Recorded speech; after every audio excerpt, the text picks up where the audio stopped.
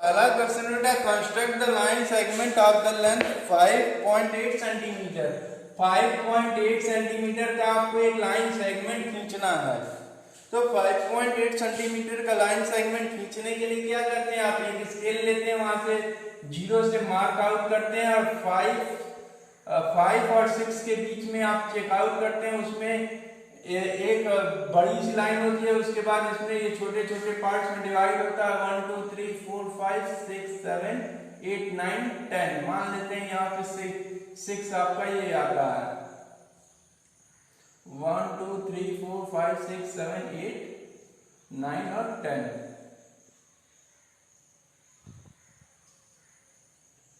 तो ये 5 होता है, ये 6 होता है।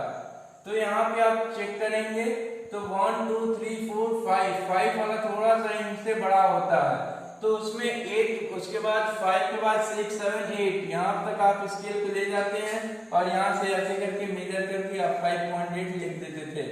सेम प्रोसेस है आपको वही, आपको इसमें क्या करना है, लाइन सेगमेंट ड्रॉ करना है। तो आप अपने से घर पे कर सकते हैं। इसको 6.6 सेंटीमीटर है और 7 mm है, तो mm को भी हम सेंटीमीटर में कन्वर्ट कर लेंगे।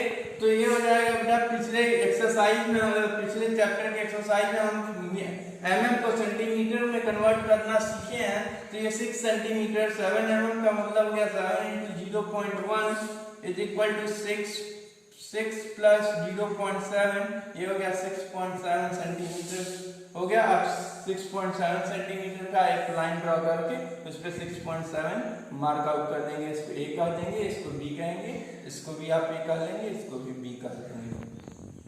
कोई जरूरी नहीं है कि आप इसको ए और बी ही कहें, आप इसको सी डी भी कर सकते हैं। उसके बाद नेक्स्ट है 7.5 सेंटीमीटर का लाइन ड्रॉ करना है। तो 7.5 सेंटीमीटर का लाइन आप ड्रॉ करके उस पर मार्क आउट कर लेंगे, हो जाएगा आपका 7.5 सेंटीमीटर। इसको आप सी का लेंगे, इसको डी का लेंगे। इसी तरह आपको घर पे ये होमवर्क है आपका आज का, तो आप इसको घर पे अपने से आप इसको ड्रॉ कर सकते हैं। अब सेकंड क्वेश्चन है बेटा, मैं आपके अंडरस्टैंडिंग के लिए मैं यहाँ पे आपको बता दे रहा हूँ कि इसको करना कैसे है। सेकंड क्वेश्चन देख लीजिए, construct the line segment A B 8.2 centimetre. Second question बेटा ये कह रहा है कि आपको एक लाइन ड्रॉ करना है, एक लाइन सेगमेंट ड्रॉ करना है जो 8.2 सेंटीमीटर का हो, और उसका नाम क्या होना चाहिए, ए बी होना चाहिए। हमने मान लिया कि ये 8.2 सेंटीमीटर का एक लाइन सेगमेंट हो गया। अब इसको हमको क्या करना है, इसके आगे पढ़ेंगे। And then from 8 cut off segment AC of length 3.7 centimetre. अब इसमें यहां से कह रहा है कि AC कोई सेगमेंट लाइन सेगमेंट है जो कि 3.7 सेंटीमीटर का है। तो आप पॉइंट A पे इस अपने स्केल को रख के यहां से आप 3.7 आप यहां से कंप्लीट मेजर कर लेंगे। मेजर करने के बाद उसको मार्क आउट करेंगे, वो पॉइंट C हो जाएगा आपका, पॉइंट C हो जाएगा। ये हो जाएगा आपका 3.7 सेंटीमीटर। अब आगे कह रहा है मेजर द रिमेनिंग सेगमेंट। अब जो बचा हुआ सेगमेंट है वो अब कितने का है, आप यहाँ से इसको मेजर कीजिए। तो मेजर करेंगे तो आपको क्या मिलेगा, ये टोटल लेंथ 8.2 सेंटीमीटर का था, यहाँ से यहाँ तक हो गया आपका, दैट मींस आपको ये 3.7 सेंटीमीटर हो गया। तो अब बचा क्या, यहाँ से CB आपका बचा है। तो आप जानते हैं कि CB ये है, CB क्या हो जाएगा, ये टोटल लेंथ में से इसको माइनस कर देंगे तो ये हो जाएगा AB माइनस AC, ये हो जाएगा 8.2 माइनस 3.7। 2 में से 7 गया 5 और 7 में से 3 गया 4, ये 4.5 सेंटीमीटर की ये लाइन यहाँ पे आपको मिल जाएगी। ये हो गया आपका सेकंड क्वेश्चन। सेकंड क्वेश्चन यहाँ से आप मेजर करेंगे इसको, तो ये 4.5 सेंटीमीटर का लाइन सेगमेंट आपका ये C से लेके B तक का मिलेगा। इसी तरह थर्ड क्वेश्चन देखो, 7.2 centimetre. You have to draw a line segment of the length 7.2 centimeter. Then you have to draw a length of the 7, and then you have to mark it the middle point. आपको सबसे B, ये आप इसको PQ कह रहे हैं, ये PQ दिया हुआ है। कह रहा है आप इसका कि आप मिडिल पॉइंट इसका ढूंढिए। तो middle point, how do you find the middle point, you have simply divide the 7.2 by 2, so it gives the middle point.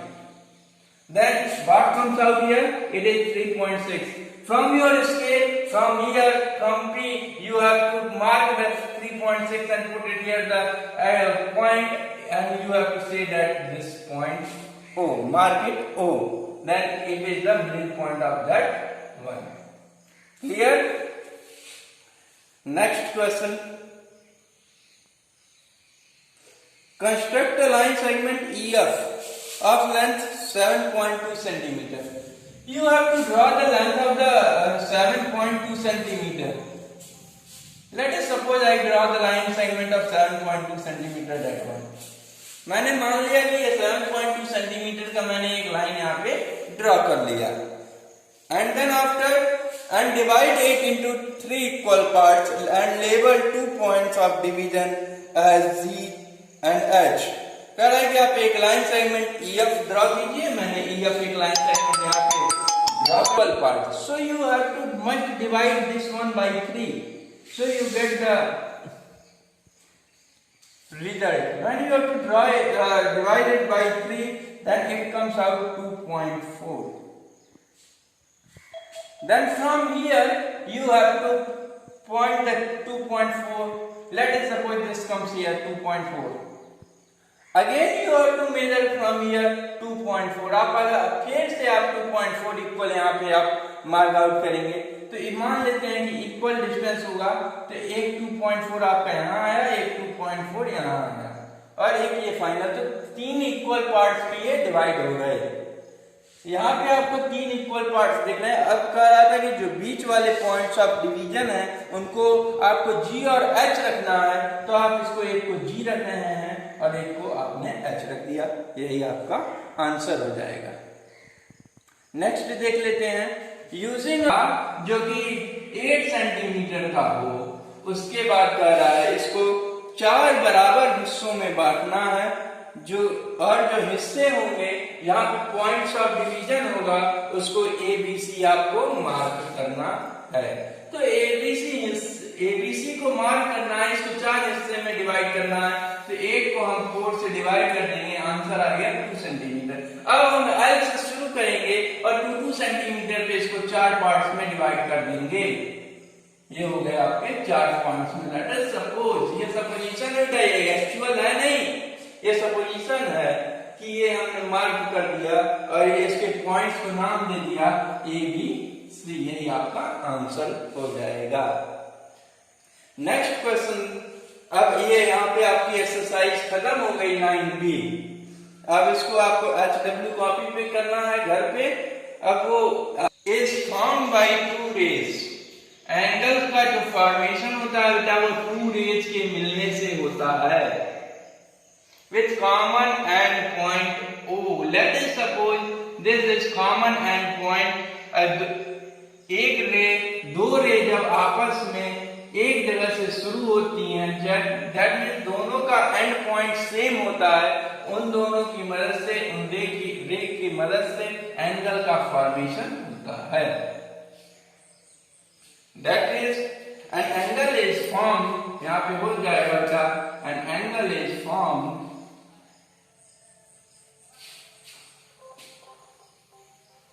an angle is formed by 2 rays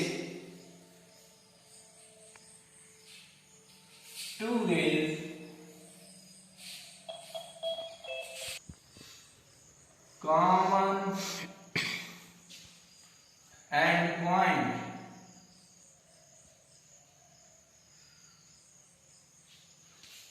An angle is formed by 2 rays with common end point. 2 common end point अगर रे का angle तभी बनेगा जब 2 raise का common end point मिलेगा.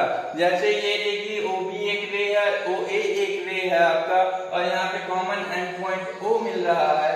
इसी को हम क्या कहते हैं, इसको एंगल कहेंगे. ये इनको एंगल्स कहते हैं. क्या है बेटा, ये आर्म्स हैं, हाथ है.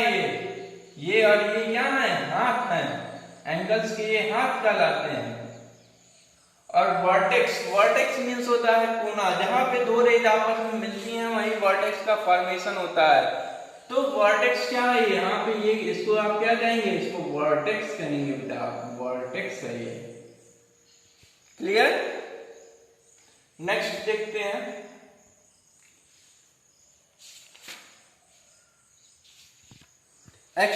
एंगल को हम डिनोट कैसे करते हैं? Is form by two rays with common end point. दो एंगल का फॉर्मेशन तब होता है जब दो रेज आपस में एक जगह उनका कॉमन एंड पॉइंट एक होता है, तो रे एंगल का फॉर्मेशन होता है। और एंगल को हम इस सिंबल से डिनोट करते हैं।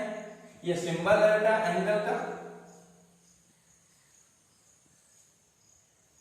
अब बात कर लेते हैं बेटा हम कि नेमिंग कैसे करते हैं आप एंगल्स का। एंगल्स का नेमिंग भी बहुत इंपॉर्टेंट है बेटा। एंगल जैसे ये आपको एक सामने बना हुआ दिख रहा है, अगर हम इसी की बात कर लें आपसे, तो ये आपने कहा है इसको ए, इसको कहा है ओ, और जब बी। और एक बात ध्यान रखें, डिफिनेशन से आपको क्लियर है कि एंगल का फॉर्मेशन वही होगा जहां पे दो रेज कॉमन मिलेंगे। कॉमन एंड पॉइंट जहां मिलेगा वहीं पे आपको एंगल का फॉर्मेशन होगा। तो यहाँ पे देखिए ये मिल रहा है, ये कॉमन एंड पॉइंट हो गया आपका, इसलिए यहाँ पे आपको एंगल का फॉर्मेशन होगा। अब इसका नाम कैसे करते हैं, इसका नामकरण कैसे होता है? नामकरण जो सेंटर में रहेगा बेटा, जो जहां पे एंगल बन रहा है वो सेंटर में रहेगा। एंगल ए ओ बी, या आप कह सकते हैं इसे एंगल बी ओ ए, या आप इसे सिंपली एंगल ओ भी कर सकते हैं। तो तीन तरीके से एक एंगल का आप नामकरण कर सकते हैं। एंगल ए ओ बी, या चाहे बी ओ ए, या एंगल ओ। देखिए इन सब में जो है ओ जो है वो बीच में है। यहां पे भी देखेंगे तो ए ओ बी है, ये ए ओ बी भी क्या है, ये ओ बीच में है। यहाँ पे देख लेंगे तो एंगल बी ओ ए, तो बी ओ ए है, तो ओ यहाँ पे भी क्या है बेटा, बीच में है। यहाँ पे एंगल ओ एक सिंपल सा हो गया एंगल ओ। एंगल ओ कोई कहेगा तो आप इसको कहेंगे, इसको नहीं कहेंगे। इधर कहीं एंगल का फॉर्मेशन नहीं हो रहा है बेटा। यहाँ पे एंगल तभी बनता है, याद रखना पड़ेगा आपको कि जब दो रेज आपस में मिलते हैं तभी एंगल का फॉर्मेशन होता है। अब इसी में बात कर लेते हैं इंटीरियर और एक्सटीरियर ऑफ एंगल का। Interior and exterior of angle. Interior and exterior of angle से ये समझ में है कि इंटीरियर का मतलब होता है अंदर और एक्सटीरियर का मतलब होता है बाहर। तो इंटीरियर ऑफ एंगल और एक्सटीरियर ऑफ एंगल, इंटीरियर का मतलब अंदर, एक्सटीरियर का मतलब बाहर। तो जो भी इंटीरियर मतलब अंदर का हो गया, तो एंगल्स के अंदर जितने भी पॉइंट्स होंगे, लेट मी सपोज ये सी डी ई, ये अंदर है, अगर एंगल के अंदर है, और पी क्यू जो है ये पी हो गया और ये पॉइंट क्यू है।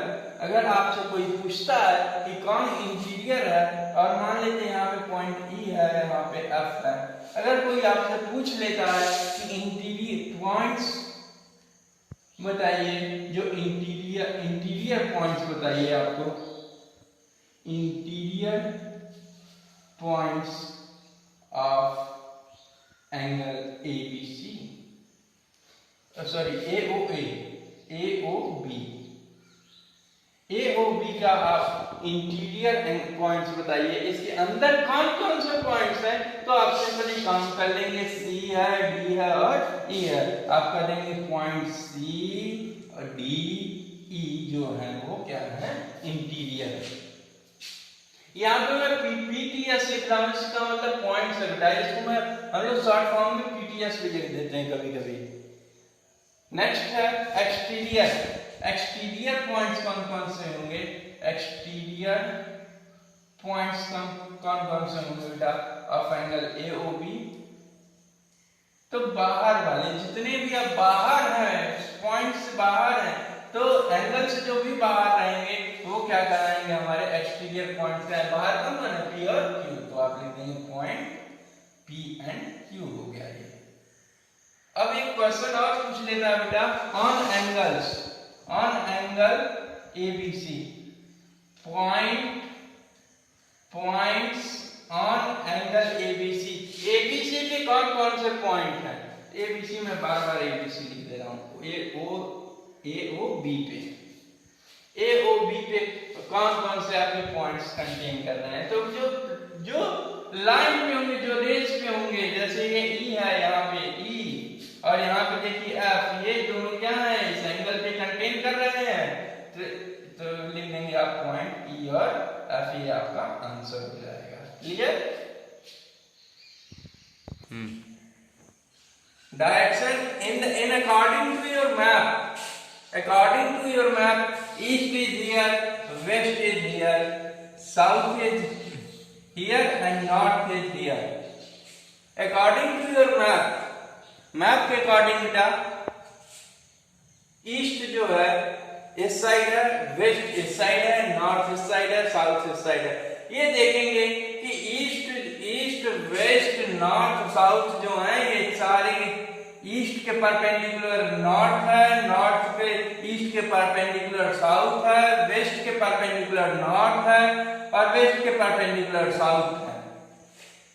ईस्ट का उल्टा है वेस्ट और नॉर्थ का उल्टा है साउथ, या साउथ का उल्टा है नॉर्थ या वेस्ट का उल्टा है ईस्ट। ये देखिए ये परपेंडिकुलर है। अगर मैं इस तरह आपके सामने खड़ा हो जाऊंगा तो मेरा जो लेफ्ट हैंड है ये ईस्ट की तरफ शो कर रहा है और वेस्ट जो है वो ये राइट हैंड जो है मेरा वेस्ट की तरफ है।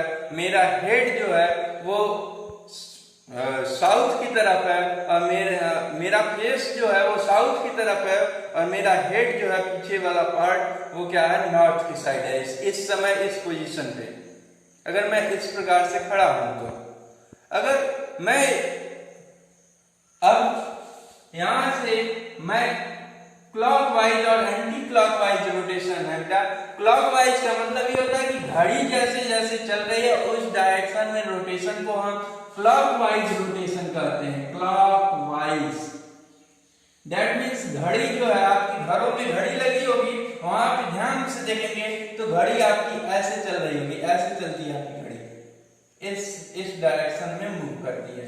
तो ये कहलाता है बेटा अगर यहाँ पे 12 होगा तो यहाँ से घड़ी आपकी टिक टिक टिक टिक टिक टिक टिक करके ऐसे चल रही होगी। अब ये एंटी इस डायरेक्शन में मूव करेगी, एंटी क्लॉकवाइज। एंटी का मतलब होता है opposite, anti clockwise. Anti clockwise, anti clockwise क्या कहलाता है बेटा, एंटी क्लॉकवाइज उल्टा चलना, घड़ी के दिशा से विपरीत चलना। तो घड़ी जो है हमारी ऐसे चलती है, हम चले ऐसे, तो ये कहलाता है एंटी क्लॉकवाइज। ये है एंटी क्लॉकवाइज, घड़ी चलती है ऐसे लेकिन हम चले ऐसे, तो ये कहलाता है बेटा एंटी क्लॉकवाइज डायरेक्शन। तो कभी कभी क्वेश्चन हो जाते हैं, जब मैं ऐसे खड़ा हूं तो अगर मैं यहां से क्लॉकवाइज रोटेशन 90 डिग्री का रोटेशन कर लिया तो मैं कुछ इस प्रकार से हो जाऊंगा। 90 डिग्री का रोटेशन किया तो मैं कुछ इस प्रकार से हो जाऊंगा। तो पहले मेरा फेस जो है वो कहा कि साउथ डायरेक्शन में है। जब आप 90 डिग्री क्लॉकवाइज घूम जाएंगे तो अब किस डायरेक्शन में हो जाएगा, तो अब मेरा फेस वेस्ट साइड में है, वेस्ट डायरेक्शन में है। जब मैं 90 अब यहां से भी आप देख सकते हैं पहले मेरा फेस जो है साउथ डायरेक्शन में था, इस डायरेक्शन में था मेरा फेस। अब मैं क्लॉकवाइज 90 डिग्री मूव कर गया, तो जब मैं क्लॉकवाइज 90 डिग्री मूव किया तो में खड़ा था, अब मैं 90 डिग्री क्लॉकवाइज रोटेट कर गया तो क्लॉक इसी तरह में चलता है आपका। तो क्लॉकवाइज जब 90 डिग्री मूव करेंगे तो आप कहां पहुंच जाएंगे, साउथ में, सॉरी साउथ में थे अब वेस्ट में पहुंच जाएंगे। अब बात करते हैं कि जब आप ईस्ट के साइड चढ़ा करके अपना खड़े हैं और 90 डिग्री एंटी क्लॉकवाइज मूव करेंगे तो 90 डिग्री एंटी क्लॉकवाइज मूव किए तो कहां पहुंच गए, 90 डिग्री का रोटेशन है, ये दोनों परपेंडिकुलर हैं, पहले ही बता चुका हूं आपको। तो ये जब 90 डिग्री का रोटेशन है तब ये आप कहां पहुंच जाएंगे, किस डायरेक्शन में अब आपका चेहरा होगा, या नॉर्थ साइड में आपका चेहरे का मुंह हो जाएगा। नेक्स्ट, जब आप ईस्ट में खड़े थे चेहरा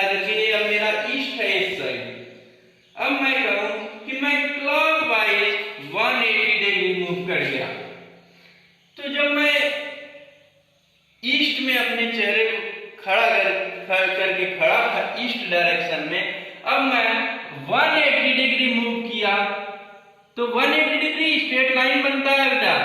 तो स्ट्रेट लाइन यही आपका 180 डिग्री हो गया। ये क्लॉकवाइज रोटेशन किया तब मैं किधर, अब मैं मेरा चेहरा हो गया वेस्ट डायरेक्शन में। अब जब आप ईस्ट से चाहे क्लॉकवाइज रोटेशन करेंगे या चाहे एंटी क्लॉकवाइज रोटेशन करेंगे कितने का, 180 डिग्री का, तो आप दोनों तरफ से सेम पहुंचेंगे, वेस्ट साइड में ही आप सेम पहुंचेंगे। आप ऐसे खड़े हैं चाहे ऐसे घूम जाइए तो आप इधर 180 डिग्री टर्न कर लिए। अब चाहे आप ऐसे खड़े हैं ऐसे घूम के ऐसे आइए 180 डिग्री, दोनों केस में आपका चेहरा वेस्ट की साइड ही जाएगा जब आप 180 डिग्री का रोटेशन करेंगे तब। वही सेम केस है नॉर्थ और साउथ के लिए भी। आप साउथ में चेहरा करके खड़े हैं 180 डिग्री मूव कर लिए आप तो भी आप किधर जाएंगे, नॉर्थ डायरेक्शन में, या 180 डिग्री क्लॉकवाइज रोटेशन करेंगे तब भी नॉर्थ में पहुंचेंगे, 180 डिग्री एंटी क्लॉकवाइज रोटेशन करेंगे तब भी आप क्या पहुंचेंगे, नॉर्थ में ही पहुंचेंगे। अब कुछ ऐसे जो टर्न्स हैं, ये देखिए टर्न्स कैसे निकालते हैं। यहाँ पे टर्न्स निकालने का तरीका होता है कि ये मानते हैं कि एक कंप्लीट सर्कल है आपका 360 डिग्री का होता है। कंप्लीट सर्कल जो है आपका वो अभी आगे पढ़ेंगे बेटा कि कंप्लीट एंगल जो होता है वो सर्कल का फॉर्मेशन करता है, वो 360 डिग्री का होता है। तो ये देखिए मैं इसको ईस्ट कह रहा हूं, इसको वेस्ट कह रहा हूं, इसको नॉर्थ कह रहा हूं और इसको साउथ कह रहा हूं।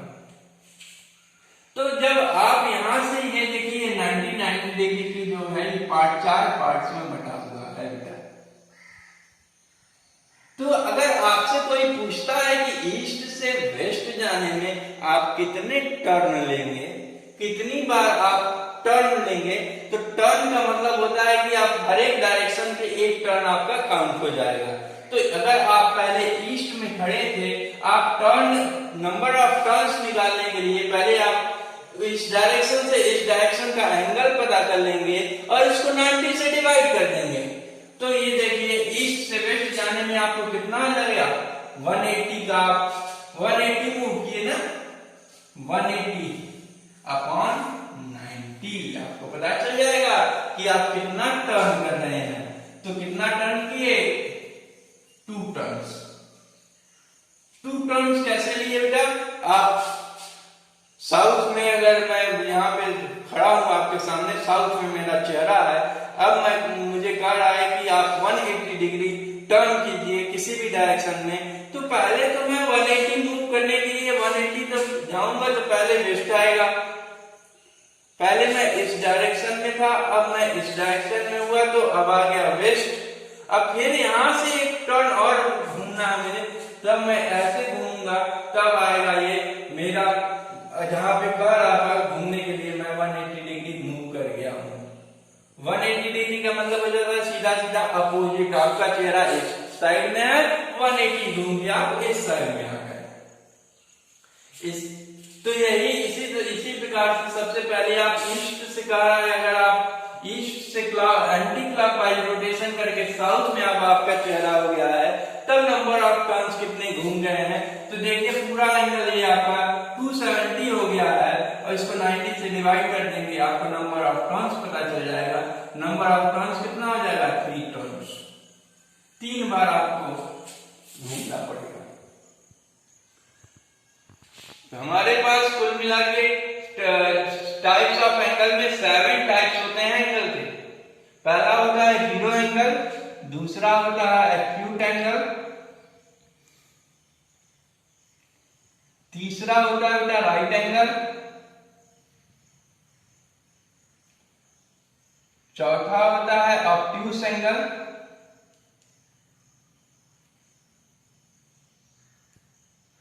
पांचवा होता है straight angle,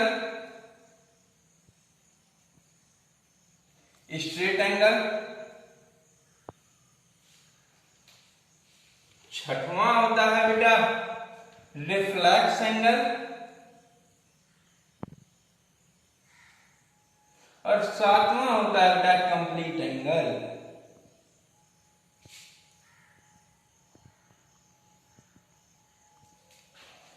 zero angle, acute angle, right angle, obtuse angle, straight angle, reflex angle, complete angle. Zero angle क्या होता है बेटा? जिसका मेजरमेंट आपको सिर्फ और सिर्फ 0 डिग्री मिलता है वही जीरो एंगल कहलाता है। ये तो नाम से क्लियर है, जीरो एंगल। दैट मींस आप अगर यहाँ पे एंगल बना रहे हैं तो ये ए का भी ए, अगर एक रे ए है, उसी पे दूसरा रे भी अभी भी उसी पे है, ये बी है, ये कहलाएगा आपका जीरो एंगल। अब यहाँ से रे जो है धीरे धीरे उठेगा बारी बारी से, तो यहाँ से हम समझ लेंगे। एक्यूट एंगल क्या होता है? जो जिस एंगल का मेजर जो है वो 0 डिग्री से बड़ा हो, जो भी आपका एंगल ओ बनाएंगे हम यहाँ पे, ये 0 डिग्री का ये आपको ए है, ये बी है और ये ओ है, लेट अस सपोज ये ओ है। तो यहाँ पे 0 डिग्री से एंगल ओ की वैल्यू क्या है? 0 डिग्री। एंगल ओ क्या है? 0 डिग्री। अब एक्यूट एंगल क्या होता है? एंगल ओ जो है आपका, एंगल ओ जो है, आप कंफ्यूज मत होइएगा, इसको ओ छोड़ के इसको सी कर लेते हैं, बेटा कंफ्यूज हो जाएंगे आप। एंगल सी जो है वो 0 डिग्री से बड़ा होना चाहिए। क्या होना चाहिए? 0 डिग्री से बड़ा होना चाहिए। और छोटा किससे छोटा होना चाहिए? 90 डिग्री से छोटा होना चाहिए। दैट मींस जो एक्यूट एंगल कराएंगे आपके 1 डिग्री से लेके 89 डिग्री तक के एंगल्स को आप क्या कहेंगे? एक्यूट एंगल कहेंगे। अब बात कर लेते हैं हम राइट एंगल की। राइट एंगल का जो कंप्लीट मेजर होता है वो 90 डिग्री के एंगल को हम राइट एंगल कहेंगे। अब एक्यूट एंगल का फिगर कैसे होता है बेटा? 90 डिग्री से कम कोई भी और 0 डिग्री से बड़ा कोई भी एंगल होगा वो आपका एक्यूट एंगल कहलाएगा। मतलब 1 डिग्री से लेके 89 डिग्री तक के आप कोई भी एंगल बनाइए वो सारे के सारे एक्यूट एंगल के अंतर्गत आ जाएंगे। Right angle complete measure 90 degree का ये हो गया आपका right angle. Complete measure of right angle को राइट एंगल को शो कैसे करते हैं? कुछ इस प्रकार का इसका उल्टा एल बना देंगे, वो राइट एंगल का वो सिंबल बन जाएगा। उल्टा एल बनाना पड़ेगा। ऑब्ट्यूस एंगल क्या होता है बेटा? ऑब्ट्यूस एंगल जो होता है वो अगर एंगल सी, अगर आप इसको सी भी कह रहे हैं, इसको आप ए कह रहे हैं, इसको बी कह रहे हैं, इसमें भी देखिए इसको सी कह रहे हैं, इसको ए कह रहे हैं, इसको बी कह रहे हैं। तो अब ऑब्ट्यूस एंगल के लिए क्या होता है बेटा? वो 90 डिग्री से बड़ा होना चाहिए एंगल सी, और 180 डिग्री से छोटा होना चाहिए। ये कहलाएगा बेटा आपका ऑब्ट्यूस एंगल। दैट मींस कि ये कहां से शुरू होगा? 91 डिग्री से शुरू होके 179 डिग्री तक के एंगल को, इनके बीच में कोई भी एंगल्स आ जाएंगे उसको आप ऑब्ट्यूस एंगल कहेंगे। ऑब्ट्यूस एंगल कैसे बनता है बेटा?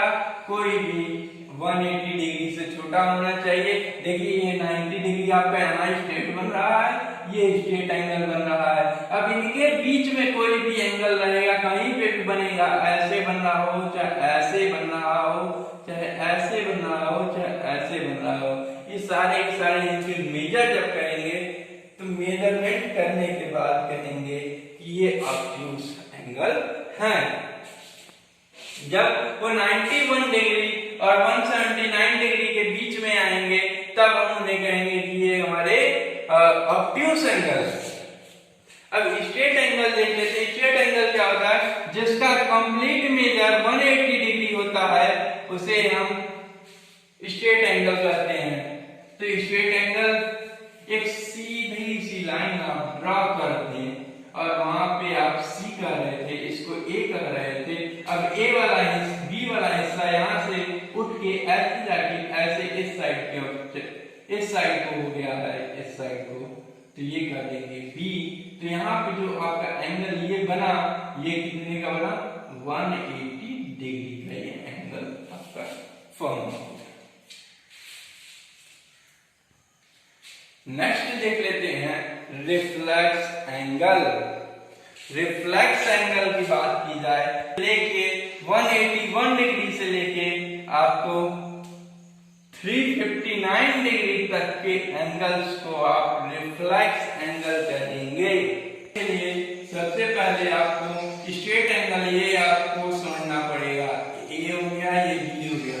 अब रिफ्लेक्स एंगल क्या होता है, अब ये यहाँ से हल्का हल्का नीचे उतरने लगेगा, नीचे की तरफ ऐसे ऐसे ऐसे। तो अब यहाँ से अगर हम इसको हटा दें तो जो अब एंगल का मेजरमेंट बन रहा है कुछ ऐसे बन रहा है।